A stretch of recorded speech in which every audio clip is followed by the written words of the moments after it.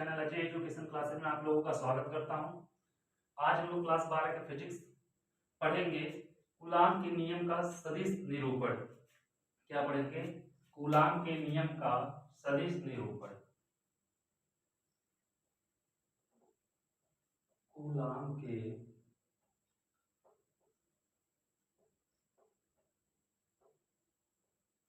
नियम का सदिश निरूपण।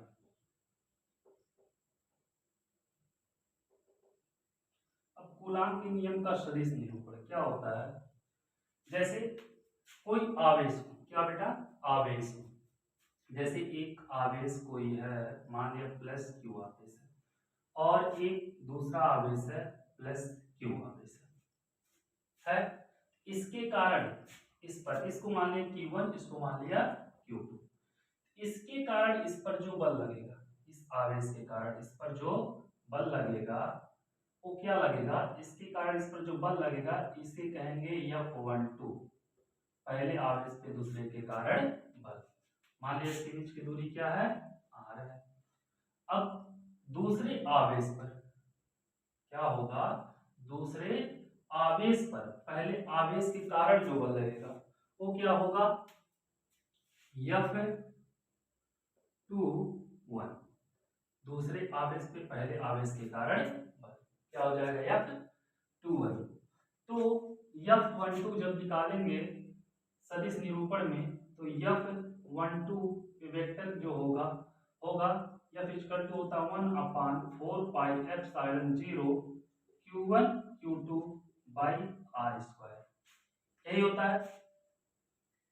लेकिन 1/4 pi epsilon 0 Q1 Q2 by R² ये सदिश दिख रहा है। सदिश क्या होता है? जैसे A हो, क्या लिखा रहता है? वेक्टर A लिखा रहता है, नहीं लिखा रहता? या तो यूनिट लगा रहता है, यूनिट A ऐसे होता है।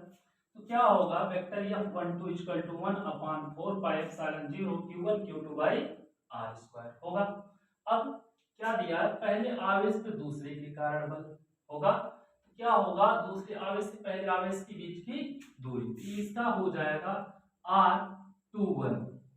वेक्टर भी कैप लगेगा R21, इसके साथ हो जाएगा R21, ये हो जाएगा। अब यही सेम अगर देखेंगे F21 तो क्या होगा? 1/4 pi epsilon 0 Q1 Q2 by R² हो जाएगा। कोई दिक्कत? अब दूसरी आवेश के पहले के कारण बल जो लगेगा, इसकी दूरी क्या हो जाएगी? R12, पहले आवेश से दूसरे आवेश के बीच की दूरी, ये हो जाएगा कूलाम के नियम का सदिश निरूपण। है समझ में? कोई दिक्कत? क्या है? पहले आवेश पर दूसरे आवेश के कारण जो बल लगेगा, या तो लिख लेना इसे F12, लिख लेना क्या? पहले आवेश पर दूसरे आवेश के कारण बल हो जाएगा। और अगर देखोगे F21 हो जाएगा दूसरे आवेश पर पहले आवेश के कारण बल। ऐसा में F12 जो होगा वह क्या होगा? पहले आवेश पर दूसरे आवेश के कारण बल। F21 जो होगा यह होगा दूसरे आवेश पर पहले आवेश के कारण बल। समझ में आ गया होगा? अब इसी प्रकार हम देखेंगे आगे बेटा इसको।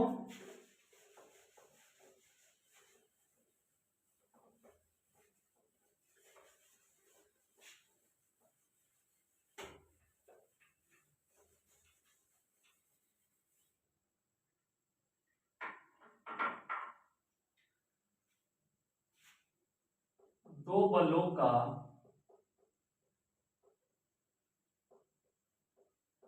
परिणामी बल। या दो बलों के बीच परिणामी बल क्या होगा। जैसे कोई आवेश हो, क्या हो, कोई आवेश हो, मान लिया एक आवेश यहाँ पर Q है। अब इस पर बल पहला F1 इस दिशा में लग रहा है और दूसरा बल भी इसी दिशा में लगेगा। अगर पहला बल इस दिशा में लग रहा है और दूसरा बल भी इसी दिशा में लगे तो इसका जो परिणामी बल होगा F होगा वो होगा F1 प्लस F2 के बराबर। इसका परिणामी बल जो होगा वो क्या होगा, F equal to F1 plus F2। ऐसा में जब दोनों बल एक ही दिशा में हो।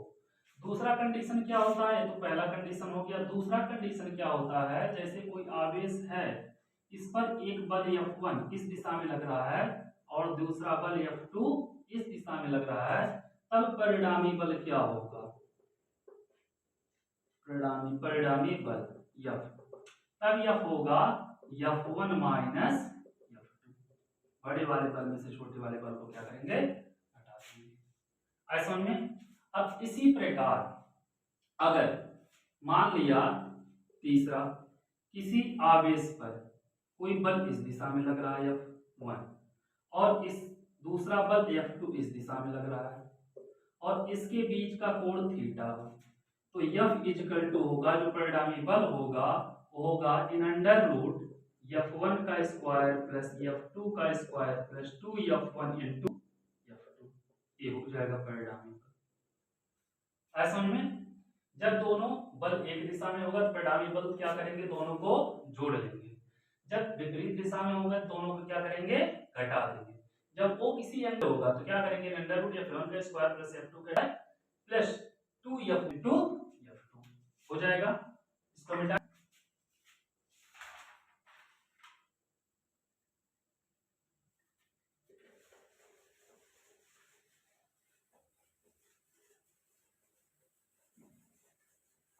अब देखेंगे आगे, दो आवेशों के बीच, दो आवेशों के बीच तीसरे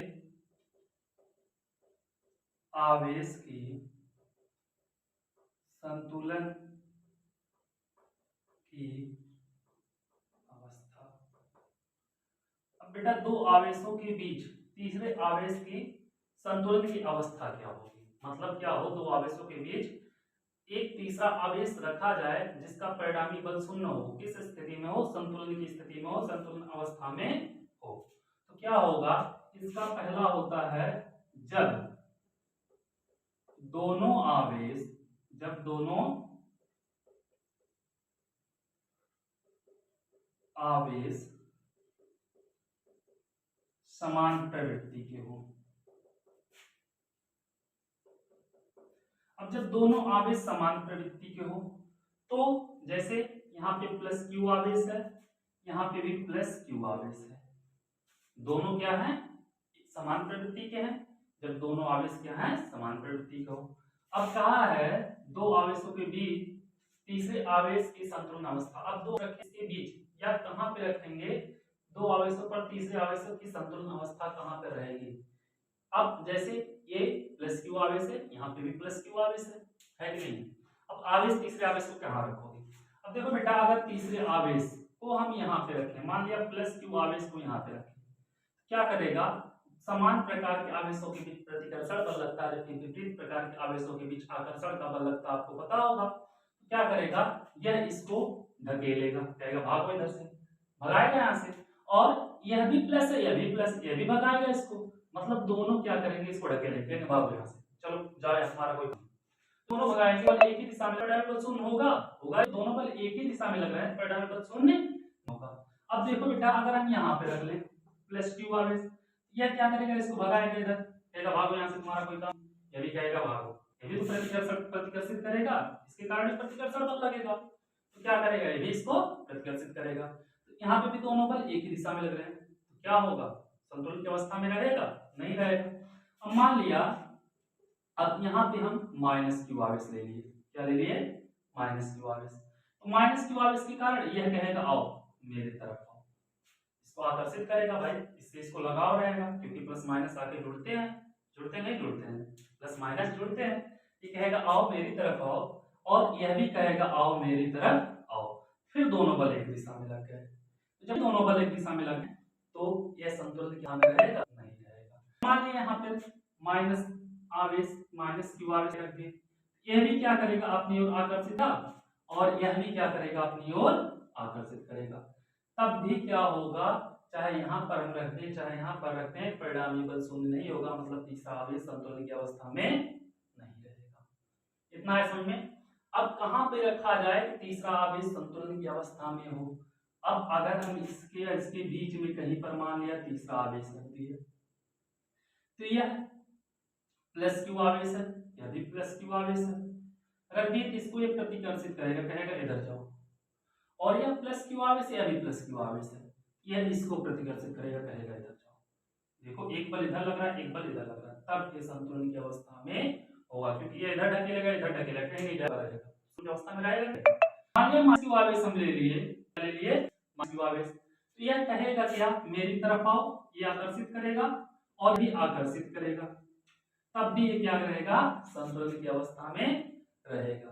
तो क्या होगा, दो आवेशों के बीच तीसरे आवेश की जो संतुलन अवस्था होगी, जब दोनों आवेश समान प्रवृत्ति के होंगे, क्या करेंगे तीसरे आवेश को हम दोनों आवेश के बीच में कहीं पर रखेंगे, जो कि वो तब जाके संतुलन की अवस्था में होगा, नहीं तो नहीं होगा।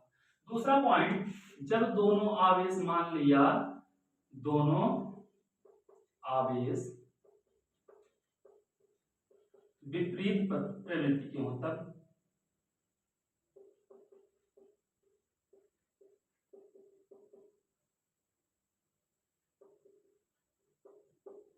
अब जब दोनों आवेश विपरीत प्रवृत्ति के, मान लिए प्लस क्यू आवेश, ये माइनस क्यू आवेश, अब तीसरा आवेश कहां पे रखा जाएगा कि ये संतुलित अवस्था में रहेगा। अगर हम यहाँ पे बेटा बीच में रख दें, प्लस क्यू आवेश बीच में रख दें, ये इसको प्रतिकर्षित करेगा, इधर इस पे बल लगेगा, ये इसको आकर्षित करेगा, इधर बल लगेगा, तब भी ये संतुलन की अवस्था में नहीं होगा। अगर हम माइनस क्यू यहाँ पे रख दें, ये इसको आकर्षित करेगा और यह इसको प्रतिकर्षित करेगा, दोनों बल एक ही दिशा में लग रहे हैं, तब भी यह संतुलन की अवस्था में नहीं होगा। तो जब दोनों आवेश विपरीत प्रवृत्ति के हों, अगर हम यहाँ पे प्लस क्यू आवेश रखते हैं, तो देखो यह इसको आकर्षित करेगा और यह माइनस इसको आकर्षित करेगा। और अगर यहाँ पे हम रख दें, तब भी सेम कंडीशन, प्लस क्यू आवेश, यह इसको क्या करेगा, यह इसको आकर्षित करेगा, इसको क्या करेगा प्रतिकर्षित करेगा। तो जब दोनों आवेश विपरीत प्रवृत्ति के हो, अगर देखो यहाँ पे माइनस रख रहे हैं, तो प्लस क्या करेगा माइनस वाले को खींचेगा अपनी तरफ, और माइनस क्या करेगा इसको भगाएगा, भागो यहाँ से। सेम कंडीशन क्या होगा बेटा, जब यहाँ पे हम माइनस रख रहे हैं, कहाँ पे, यहाँ पे रखो, मतलब इसके सामने रखना माइनस, यह क्या करेगा माइनस माइनस को हटाएगा, लेकिन प्लस क्या करेगा इसको आकर्षित करेगा। तो जब दोनों आवेश विपरीत प्रवृत्ति के हों, तो किसी तीसरे आवेश को संतुलित की अवस्था में रखने के लिए उसके दोनों आवेशों के बाहर किसी बिंदु पर तीसरे आवेश को रखना पड़ेगा। लेकिन जब दोनों आवेश समान प्रवृत्ति के हों, तो तीसरे आवेश को दोनों आवेशों के बीच कहीं पर रखना पड़ेगा। चलो इस कल पढ़ेंगे हम लोग, और आप लोग चैनल को शेयर करिए, जितना हो सके सब्सक्राइब कराइए और ज्यादा से ज्यादा शेयर कीजिए।